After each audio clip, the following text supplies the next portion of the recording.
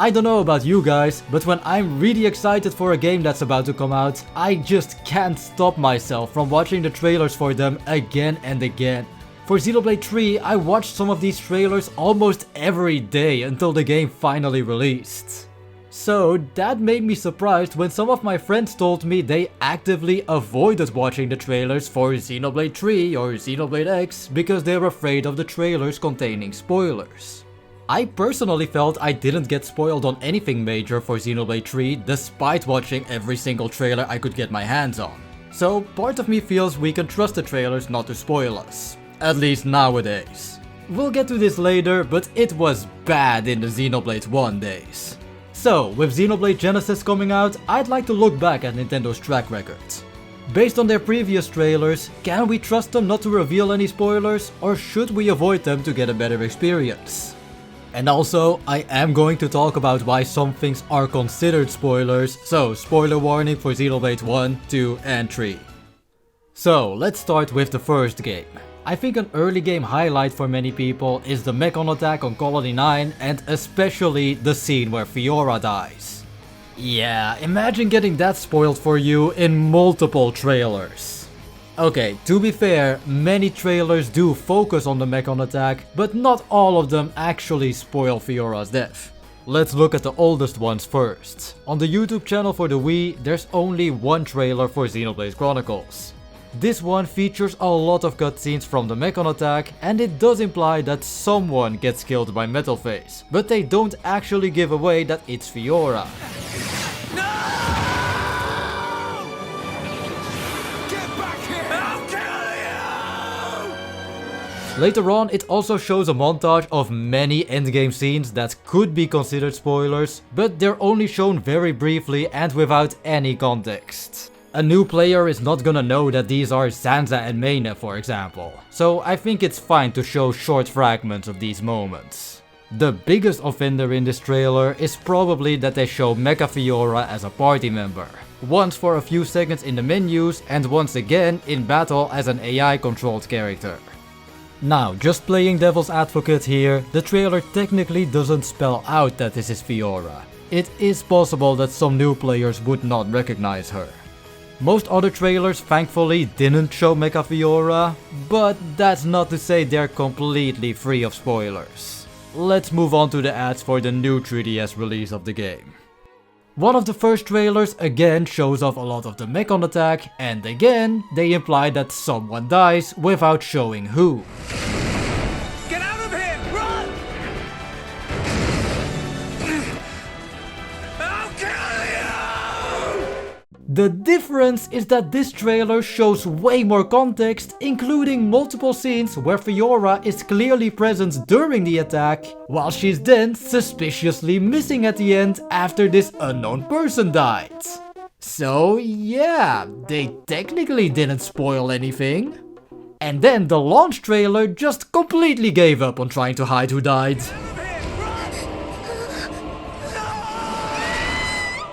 So, when Xenoblade Chronicles Definitive Edition was about to come out for the Switch, history pretty much repeated itself and Fiora's death was explicitly shown in one of the trailers.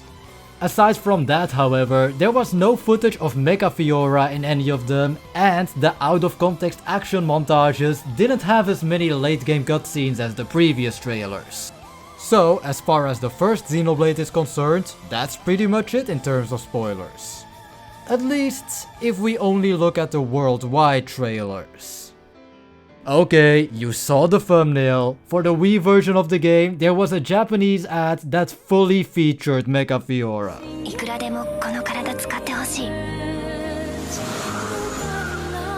Xenoblade. At first, I thought this woman playing Fiora was her voice actor or something, but it turns out to be Mayu Watanabe. She used to be a Japanese idol who has absolutely no connection to Xenoblade outside of this ad. She's not the voice actor for any of the characters, she didn't sing any of the songs for the Xeno series, they really just got a Japanese celebrity for a Xenoblade commercial. Hey, that's awesome and everything, but I'm honestly still surprised that Mecha Fiora just casually kept popping up in other games and even in ads.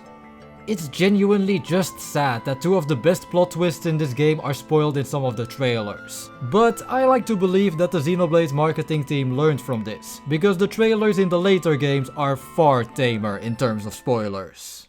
I didn't have a good way of briefly saying this in the intro, but Xenoblade X doesn't really have any spoilers in the trailers, as far as I know. That's probably because these games aren't heavy on the story anyways. The worst I can think of is that some trailers for Definitive Edition show some cutscenes for the new chapter. But they had to show something, and it's not like they gave away anything important. So, good job Xenoblade X trailers, now let's move on to the next game. Compared to the first Xenoblade game, Xenoblade 2 has infinitely more spoilers with its playable characters that a trailer could accidentally show in combat or during the menus. So I'm positively surprised that there are actually not many spoilers in these trailers. And even then, most of the spoilers I could find come with some kind of asterisk, as in some people wouldn't even consider seeing some of these things a spoiler. Take Pyra transforming into Mithra for example. I personally don't think it's that big of a deal to know this. But I also have a friend that hates that this was shown before the game was launched and thought it should have been kept a secret. Now this is an important moment in the game which only happens in chapter 3. But I wouldn't say that seeing it ruins the story, at least not in the same way that some Xenoblade 1 spoilers from the trailers would. The game does heavily foreshadow Pyra having another form, and especially nowadays people will know about Mithra anyways thanks to the Smash Bros DLC. But especially for the time, sure, I can see how this is a spoiler. The Xenoblade 2 Direct was the first time that Mithra was revealed to us, and it also came with another arguable spoiler, Zeke being playable. The thing that makes this a weird one is that most of the trailers really try to hide that Morak and even Van Damme would become party members. So why did they show off Zeke, who joins later than the both of them? And to keep adding on to the spoilers from this specific direct, at one point Rex is shown to use Rock, which indirectly spoils that Van Damme dies. This one does seem like the biggest spoiler so far, but you gotta keep in mind that this direct never showed who Van Damme's blade is. If you saw this direct a month before playing the game, you wouldn't know it's a spoiler. But if you're in the middle of chapter 3 and remember this part, or worse, if you'd watched the direct during this part of your playthrough, then yeah, you might catch on. I guess we also see Rex being killed by Jin and getting revived by Pyra, and sure, I'll count it, but it's nothing compared to what we just saw.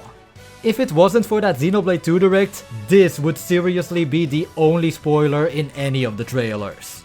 Xenoblade 2 is just in a weird position for this video, because the trailers technically have more spoilers than the first game, but I also feel like they're not nearly on the same level. For Xenoblade 1, they flat out showed a main character death and hinted at a huge mid-game plot twist. Meanwhile, the spoilers for Xenoblade 2 include the worst kept secret of all time, a goofy guy being playable, and an indirect hint that Van Damme will die. I do think that last one especially was completely preventable, but overall I wouldn't say that any of these ruined the biggest moments in Xenoblade 2. So honestly, a huge improvement over the first game. Compared to the first two games in the trilogy, I would say that Xenoblade 3 has the least amount of spoilers in its trailers. In fact, I actually want to give credit to the marketing team for this one for hiding potential spoilers. While the Xenoblade 2 Direct had some minor spoilers, the Xenoblade 3 Direct blurred out Ethel on the hero selection screen, hiding the fact that she joins you and that she becomes unavailable for most of the game afterwards. They also purposefully hid most of the classes from you, once again hiding Ethel and a few other characters. Honestly, I really couldn't find any spoilers in these trailers. You could say that the Ouroboros transformations or Melia and Nia being revealed should count. Sure, I guess, but this is all revealed in the first chapter of the game, and I'd actually say revealing the queens was the right move for marketing purposes because the Xenoblade community went crazy when we first saw them. What can I say? This time they really did a great job at hiding spoilers. Before the release of the game at least. And then they dropped this trailer on release day. I'm just gonna show you the end of it. My time left. Wouldn't want to lose track of time and just run out. I wasn't even mad when I saw this on release day. I actually just started laughing, because even without the full context, I couldn't believe that they put such a big moment like this in a trailer. Still, this somehow didn't ruin chapter 5 or 6 for me. I still had no idea what I was in for, and it still left me an emotional wreck.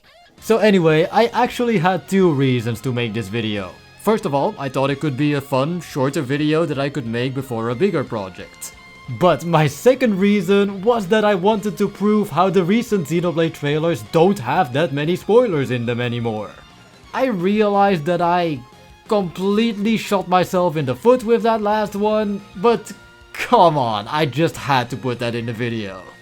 But yes, if you want to go 100% blind into these games, you shouldn't watch any more trailers than necessary.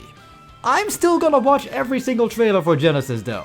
My experience with Xenoblade 3 was not diminished in the slightest by watching all the trailers. And unless we're somehow going back to the Xenoblade 1 days, I'm assuming I'll be just fine.